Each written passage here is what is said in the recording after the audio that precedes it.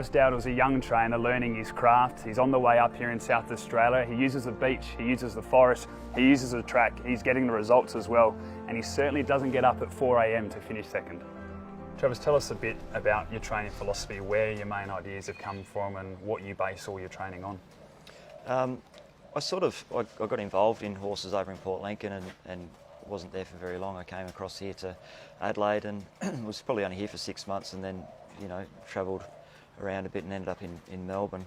And so I got to ride for a lot of bigger trainers in Melbourne, and there's a trainer in particular, Russell Cleland.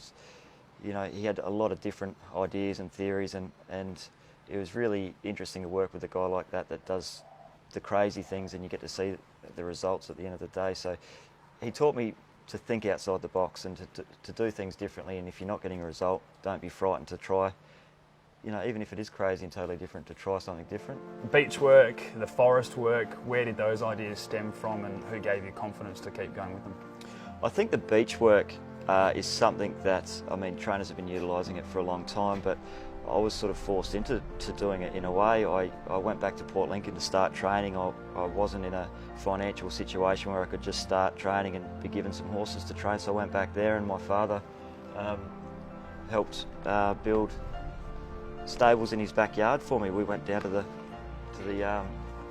the junk shop down the road, and we got a heap of scrap metal and built stables in the backyard, and it happened to be 800 metres away from the beach. So I worked on my horses probably 5 days a week on the beach and up in the sandhills and rushing them through the water, and I got good results straight away from doing it. So it's just something that I started doing from the very beginning, and I struggle to sort of think that training on a track is a better option.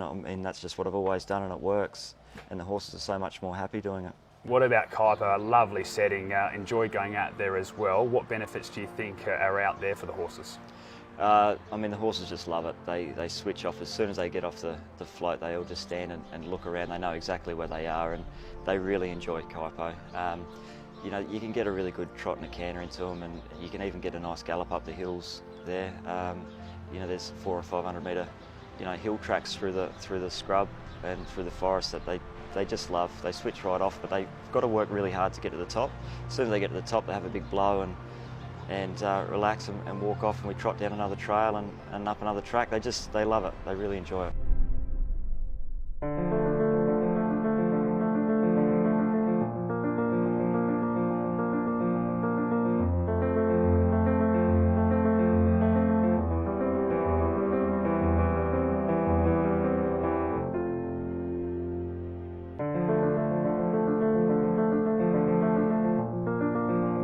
Setups are everything, and we know that moving forward with horses, having the beach nice and close, being able to go that forest as well. But yep. You got a nice little setup there with the agistment farm as well, where you're able to go back and forth and utilise that. Yeah, I utilise Christy Evans' place down there. She does a fantastic job with the horses. She's spelled my horses for a couple of years now, and it's a real relief to be able to put them out there for 2 or 3 weeks even, and just know they're going to come back in really good order.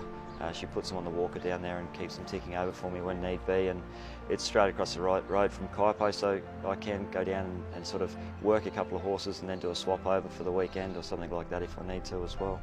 A lot of people say it is beneficial, but you actually use it during your preparation. I remember a lot of times we misidentified. You had a run, then straight up there just for 1 or 2 weeks, freshen up, come straight back, and then race again 2 weeks later. So you use it a lot to extend that prep. Yeah, exactly. You might look at some of the horses and you think they've been up for a long time, and they have, but they've been in the paddock as much as they've been in work.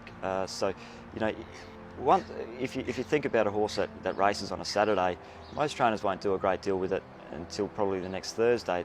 It'll go around the track every day, but it'll just be trotting and hacking around. So I sort of think that they're better off with their head down out in the paddock, and they still have a trot around and a run around in the paddock and keep nice and loose and go on the walking machine out there every morning as well. So I think they're doing a similar sort of thing, but it's better for their brain and their body, and everything just works better when they're happy.